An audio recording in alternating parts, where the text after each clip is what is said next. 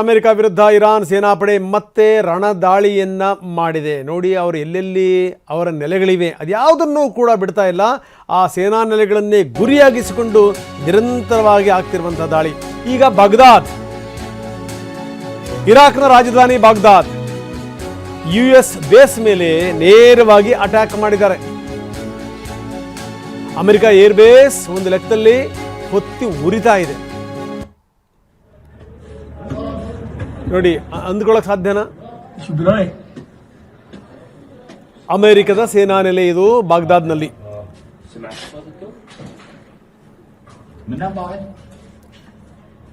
ಯಾವಾಗ ಇರಾಕ್ನಲ್ಲಿ ಸದ್ದಾಮ್ ಹುಸೇನನ್ನ ಹೊಡೆದು ಕಡವಿದ್ರಲ್ಲ, ಆತನನ್ನು ಹುಡುಕಂಬಂದು ನೇಣು ಹಾಕಿದ್ರಲ್ಲ, ಅದೆಲ್ಲ ಆದಮೇಲೆ ಇಡೀ ಇರಾಕನ್ನು ತನ್ನ ವಶಕ್ಕೆ ತಗೊಂಡ್ಬಿಡ್ತು. ಅಂದರೆ ಬೇಕಾದಂಥವ್ರನ್ನ ಕೂಡಿಸಿ ಒಂದಿಷ್ಟು ಅಲ್ಲಿ ಈ ತೈಲ ಸಂಗ್ರಹಾಗಾರಗಳ ಮೇಲೆ ಕಣ್ಣಿಟ್ಟು ಅಮೆರಿಕ ಮಾಡೋದೇ ಆ ಕೆಲಸವನ್ನು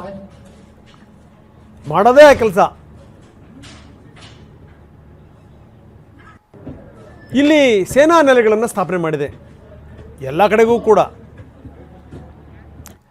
ನೋಡಿ, ಹಿಂದೆ ಇರಾಕ್ ಕುವೈತ್ ಮೇಲೆ ದಾಳಿ ಮಾಡಿತು. ಆ ಸಂದರ್ಭದಲ್ಲಿ ಧಾವಿಸಿದ್ದು ಅಮೆರಿಕ.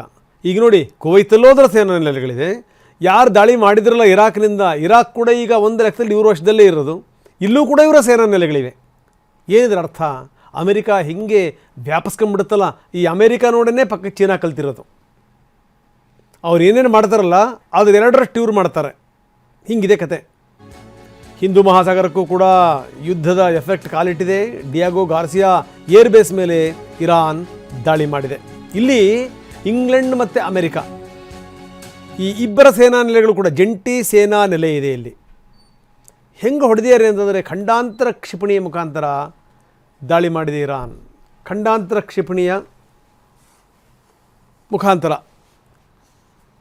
ಅಂದರೆ ಈಗ ಜಗತ್ತಿಗೆ ಗೊತ್ತಾಗಿದೆ, ಇರಾನ್ನ ಕ್ಷಿಪಣಿ ತಂತ್ರಜ್ಞಾನ ಇದೆಯಲ್ಲ ಅದು ಅಷ್ಟೇನು ಹಿಂದುಳಿದಿಲ್ಲ. ಇದು ತುಂಬ ಸ್ಟ್ರಾಂಗ್ ಆಗಿದೆ.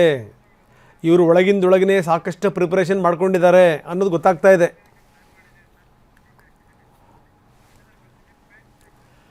ಇನ್ನು ಹೊರ್ಮೂಜ್ ಮುಖಾಂತರನೇ ಎಲ್ಲ ಶಿಪ್ಗಳು ಬರಬೇಕು. ಈಗ ನೋಡಿ, ನಾವು ನಿನ್ನೆ ನಿಮಗೆ ತೋರಿಸ್ತಾ ಇದ್ವಿ, ಎಲ್ಲ ಟೋಲ್ ಥರ ಮಾಡಿದ್ದಾರೆ. ದುಡ್ಡು ಕೊಡಿ ಮುಂದಕ್ಕೆ ಹೋಗಿ, ಇಲ್ಲಾಂದ್ರೆ ನಾವು ನಿಮ್ಮನ್ನು ಶಿಪ್ ಬಿಡಲ್ಲ ಅಂತ. ಆದರೆ ಈಗ ಹೇಗಾದರೂ ಮಾಡಿ ಇಡೀ ಹೊರ್ಮೂಜನ್ನು ಕಬ್ಜಾ ಮಾಡಿಬಿಡಬೇಕು, ವಶಕ್ಕೆ ಪಡಿಬೇಕು. ಅದಕ್ಕೆ ಅಮೆರಿಕ ಸೇನೆ ಪ್ಲಾನ್ ಮಾಡಿಕೊಂಡಿದೆ. ಜೊತೆಗೆ ಇರಾನ್ನ ಖಾರ್ಗ್ ದ್ವೀಪವನ್ನು ವಶಕ್ಕೆ ಪಡೀಲಿಕ್ಕೂ ಕೂಡ ಈಗಾಗಲೇ ಸ್ಕೆಚನ್ನು ಹಾಕ್ಕೊಂಡಿದೆ. 90% ತೈಲ ಸಂಸ್ಕರಣೆ ಇದೇ ಖಾರ್ಗ್ ದ್ವೀಪದಲ್ಲೇ ಆಗುತ್ತೆ. ಅದಕ್ಕೂ ಹೊರ್ಮುಜ್ಗೂ ಬಹಳ ದೂರ ಏನೂ ಇಲ್ಲ.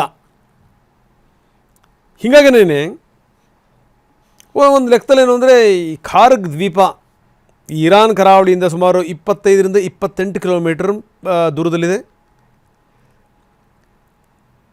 ಇಲ್ಲಿಂದಲೇ ತೈಲ ಸಂಸ್ಕರಣೆ ಆಗೋದು.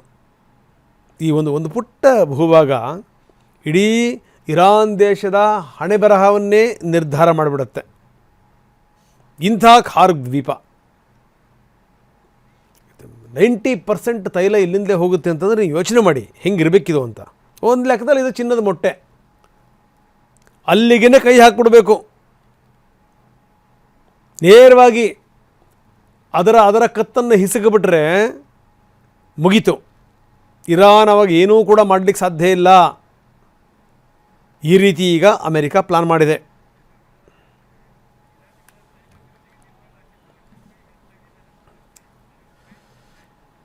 ಯಾಕೋ ಅಮೆರಿಕ ಕೂಡ ಮೆತ್ತಗಾಗ್ತಾ ಇದೆ ಅಂತ ಅನಿಸ್ತಾ ಇದೆ ನೋಡಿದ್ರೆ. ಈಗ ನೋಡಿ, ನಿಮ್ಮ ಮೇಲೆ ಹಾಕಿದ್ದಂಥ ನಿಷೇಧ ಇದೆಯಲ್ಲ ಅದನ್ನು ವಾಪಸ್ ತಗೊಳ್ತಾ ಇದ್ದೀವಿ, ನಿರ್ಬಂಧವನ್ನು ವಾಪಸ್ ತಗೊಳ್ತಾ ಇದ್ದೀವಿ, ನೀವು ಬೇಕಿದ್ರೆ ತೈಲ ಮಾರಾಟ ಮಾಡಿ. ಇಂಥ ಕೀಟ್ಲೆಗಳನ್ನ ಮಾಡ್ತಿರ್ತಾರೆ ಅವರು. ಹೊಸ್ತೇನಲ್ಲ ಇವ್ರದ್ದು. ಇವರೇ ಹಾಕೋದು ನಿರ್ಬಂಧನ, ಇವರೇ ತೆಗೆಯೋದು, ಮತ್ತು ಅದನ್ನು ಮುಂದುವರಿಸೋದು, ಇವೆಲ್ಲ ರಾದ್ಧಾಂತಗಳನ್ನು ಕೂಡ ಅಮೆರಿಕ ಬಹಳ ಯಶಸ್ವಿಯಾಗಿ ಮಾಡುತ್ತೆ.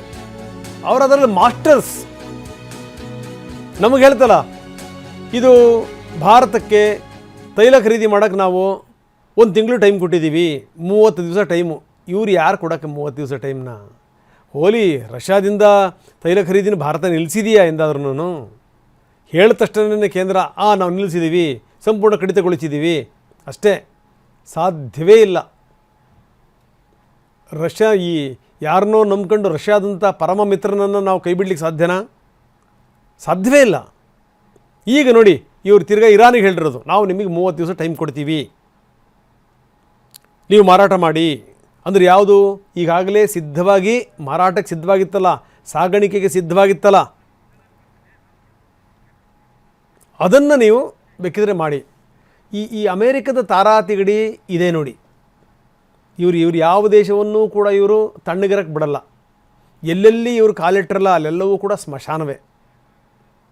ಇದು ಸಂಗತಿ. ಆಮೇಲೆ ಯಾರ ಜೊತೆಗೂ ಇವರು ಸ್ನೇಹ ಮೇಂಟೈನ್ ಮಾಡ್ಕೊಳ್ಳಲ್ಲ. ಯಾಕೆಂದರೆ ಈ ನ್ಯಾಟೋ ರಾಷ್ಟ್ರಗಳಿದಾವಲ್ಲ, ನ್ಯಾಟೋ ರಾಷ್ಟ್ರಗಳ ಜೊತೆಗೆ ಇವ್ರ ಸಂಬಂಧ ಏನು?